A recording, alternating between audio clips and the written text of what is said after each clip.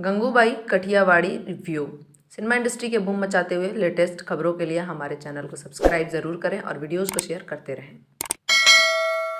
लेखक एस हुसैन जैदी की किताब माफिया क्वींस ऑफ मुंबई पर आधारित संजय लीला भांसाली की फिल्म गंगूबाई कठियावाड़ी विवादों के साए में सिनेमाघरों में रिलीज हो चुकी है। इसमें आलिया भट्ट, अजय देवगन, विजय राज और सीमा पाहवा जैसे कलाकार लीड रोल में हैं। फिल्म गंगूबाई कठियावाड़ी को महिला सशक्तिकरण का अप्रतिम उदाहरण कहा जा सकता है। यह एक ऐसी महिला की कहानी है जिसका प्रेमी उसे हीरोइन बनाने के सपने दिखाकर घर से भगाता है और मुंबई लाकर एक चकला घर में बेच जाता है। वहाँ तमाम जुल्मों सितम सहने के बाद मजबूरन देह व्यापार करने वाली महिला के सपने बड़े हैं। उन सपनों को साकार करने के लिए वो एक एक कदम आगे बढ़ाती है, लेकिन जलने वाले उसे रौंदने की कोशिश करते हैं, उसे हैवान के हवाले कर देते हैं, उसके दिल से लेकर देह तक जख्म देते हैं, लेकिन वो हारती नहीं है, उनसे लड़ती है। इस तरह तमाम औरतों की आवाज़ बन जाती है जो वर्षों से उस गुमनाम गली में घुट घुट कर जी रही होती हैं। फिल्म में एक जगह वो कहती है, अरे जब ये शक्ति, संपत्ति और सद्बुद्धि तीनों ही औरतें हैं तो इन मर्दों को किस बात का गुरूर।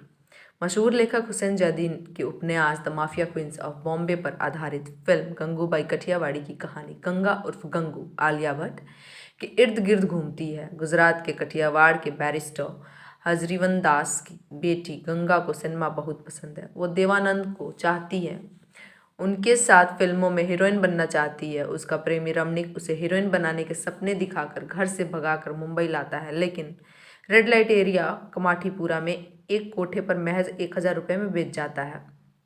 कोठे की मालकिन शीलाबाई यानी सीमा पाहवा लड़कियों पर बहुत जुल्म करती है, उनसे जबरन देह का धंधा कराती है। गंगा को भी देह व्यापार में उतार दिया जाता है, जिसके बाद वो गंगू बन जाती है। धीरे धीरे गंगू का प्रभाव बढ़ने लगता है, लड़कियों में लोकप्रियता बढ़ने लगती है, जिसे देख शीला जलने लगती है। एक दिन मुंबई के माफिया किंग रहीम लाला अजय देवगन गैंग का एक गुर्गा कोठे पर आता है। शीला गंगू को उसके हवाले कर देती है। वो गंगू को बहुत मारता पीटता है, जानवरों की तरह उसके साथ संबंध बनाने की कोशिश करता है। घायल गंगू को अस्पताल में भर्ती कराया जाता है। शीला को लगता है कि गंगू अब कभी सिर नहीं उठा पाएगी, लेकिन यहाँ उसके मन में कुछ और ही चल रहा होता है। वो रहीम लाला से मिलकर इंसाफ की गुहार लगाती है। रहीम उससे प्रभावित होकर उसे बहन बना लेता है। कोठे पर उस गुर्गे के आते ही उसे मौत के घाट उतार दिया जाता है। इसके बाद शीलाबाई के कोठे पर क्या पूरे कमाठीपुरा में गंगू के नाम का सिक्का चलने लगता है। धीरे धीरे वो गंगूबाई बन जाती है, कमाठीपुरा का चुनाव लड़ने की तैयारी करने लगती है, लेकिन उसके सामने रजियाबाई, विजयराज जैसी मजबूत कैंडिडेट हैं। कमाठीपुरा में रजियाबाई की तूती बोलती है। उसके सामने चुनाव लड़ने की हिम्मत करना बहुत बड़ी बात मानी जाती है, लेकिन एक कुशल राजनेता की तरह गंगू अपने प्रेमी रज्जाक की शादी कोठे पर रहने वाली एक वेश्या की बेटी से करा देती है। यह खबर उसे रातों रात मशहूर बना देती है। इस तरह गंगू चुनाव जीत जाती है। उसके राह में कई रोड़े आते हैं, लेकिन अपनी समझ, साहस और योजना से सबको खत्म कर देती है। इसी बीच कमाठीपुरा के खिलाफ कुछ सामाजिक कार्यकर्ता बिल्डरों की शह पर विरोध प्रदर्शन शुरू कर देते हैं। वो उस जगह को खाली कराकर वहाँ बहुमंजिला इमारत बनाना चाहते हैं, लेकिन गंगू उनके खिलाफ जंग छेड़ देती है। सीधे प्रधानमंत्री से मिलकर अपनी समस्याओं को उनके सामने रखती है। समाज की उपेक्षित महिलाओं के लिए गंगू की सोच को प्रधानमंत्री भी सलाम करते हैं और उसका साथ देते हैं। निर्देशन संजय लीला भांसाली को सिनेमा का जादूगर कहा जाए तो अतिशयोक्ति नहीं होगी। उनको पता है कि दर्शकों को क्या चाहिए, किसी कलाकार से उसका 100% काम कैसे निकाला जाता है, उनको बखूबी आता है। कुछ लोगों का आरोप है कि भांसाली ने अपनी फिल्म में गुंडे, माफिया और वेश्या का महिमामंडन किया है। ऐसे लोगों को सलाह है कि सिनेमा को सिनेमा की तरह देखना चाहिए।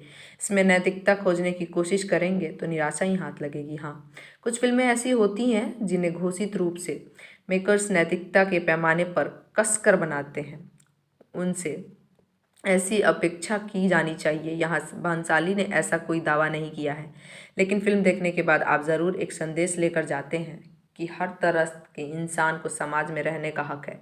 समाज के किसी ठेकेदार को किसी का हक छीनने का कोई अधिकार नहीं है। पटकथा। फिल्म की पटकथा उत्कर्षिणी वशिष्ठ, प्रकाश कपाड़िया और संजय लीला भांसाली ने लिखी है। किसी किताब की कहानी जो पहले से ही लोगों को पता हो, उस पर एक कसी हुई पटकथा लिखना ज़्यादा कठिन ज़्यादा कठिन काम माना जाता है, लेकिन लेखन टीम ने उसे बेहतर तरीके अंजाम दिया है। सेकंड हाफ के बाद आखिरी के आधे घंटे में पकड़ थोड़ी ढीली हुई है, लेकिन भंसाली ने अपने मजबूत निर्देशन से उसे खटकने नहीं दिया है। फिल्म का एक मजबूत पहलू इसके डायलॉग भी हैं, जिसे प्रकाश कपाड़िया ने लिखा है। एक सभा में लोगों को संबोधित करती हुई गंगू कहती है, हम दिल में आग, चेहरे पर गुलाब रखते हैं, मिटाकर तुम्हारे मुर्दों की भूख हम तुम्हारा रुबाब रखते हैं। इसी तरह वो यह भी कहती है, शायद आपको मेरी बात थोड़ी सी कड़वी लगे, लेकिन ध्यान से सुनना, आपसे ज़्यादा इज्जत है हमारे पास, पूछो कैसे। आपकी इज्जत एक बार गई तो गई, हम तो रोज़ रात को इज्जत बेचती है, ख़त्म ही नहीं होती। गंगू की इन बातों में कई भाव है, चेहरे पर गर्व है, साहस है, तो अंदर दर्द भी है। संगीत। संजय लीला भांसाली की फिल्मों पर चर्चा संगीत के बिना बेमानी है। वो भावपूर्ण और कर्णप्रिय गीतों के लिए जाने जाते हैं। उनकी फिल्मों में संगीत जान होती है, लेकिन पूर्ववर्ती फिल्मों की तुलना में फिल्म गंगूबाई काठियावाड़ी का संगीत सुस्त नज़र आता है। एक भी ऐसा गाना नहीं है जो थिएटर से निकलने के बाद हमारे साथ जाता हो। धोलीदा और मेरी जान सॉन्ग सिर्फ फिल्मांकन की वजह से ठीक लगता है। शिकायत और झूमेरे गोरी सॉन्ग याद रखने लायक नहीं है। हाँ, जब सैया आए शाम को गाना दिल की गहराइयों में उतरने की कोशिश जरूर करता है, लेकिन पहले ही दम तोड़ जाता है। संजीत बलहारा और अंकित बलहारा का बैकग्राउंड स्कोर काफ़ी बेहतर है। फिल्म की कोरियोग्राफी शानदार दिखती है, खासकर नवरात्रि सॉन्ग के दौरान आलिया भट्ट का अद्भुत डांस हैरान करता है। इसका श्रेय कृति महेश को जाता है। अभिनय प्रदर्शन। फिल्म गंगूबाई काठियावाड़ी का सबसे मजबूत पक्ष है। इसमें शामिल कलाकारों का बेहतरीन अभिनय प्रदर्शन। हर कलाकार ने अपने किरदार को जिया है। गंगूबाई के किरदार में आलिया भट्ट ने अपना अब तक का सर्वश्रेष्ठ प्रदर्शन किया है। उन्होंने नेपोटिज्म और स्टार किड्स के ठप्पे को अपने टैलेंट की बदौलत धो दिया है। पूरी फिल्म में वो छाई हुई हैं। उनकी जैसी नाजुक काया वाली एक्ट्रेस के लिए गंगूबाई का किरदार किसी चुनौती से कम नहीं है, लेकिन उन्होंने इसे जिस तरह निभाया है उसे देखकर लगता ही नहीं कि वो आलिया ही है। एक्टिंग से लेकर डायलॉग डिलीवरी तक हर जगह परफेक्ट नज़र आती हैं। कुछ सीन तो ऐसे हैं जिसमें उनकी नेचुरल एक्टिंग साफ नज़र आती है। आलिया के अलावा शीलाबाई के रोल में सीमा पावा, रहीम लाला के रोल में अजय देवगन और रजिया बाई के रोल में विजय राज ने प्रभावित किया है। हालांकि अजय और विजय के हिस्से बहुत कम सीन हैं। वो आते हैं, छाते हैं, लेकिन तुरंत गायब हो जाते हैं। उनके किरदारों को विस्तार दिया जाना चाहिए था।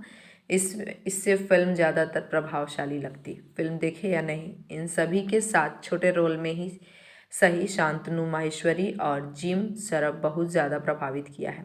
एक दर्जी के किरदार में शांतनु जब भी सामने आते हैं आकर्षित करते हैं। उनके किरदार के साथ गंगूबाई का प्रेम प्रसंग भी पवित्र लगता है।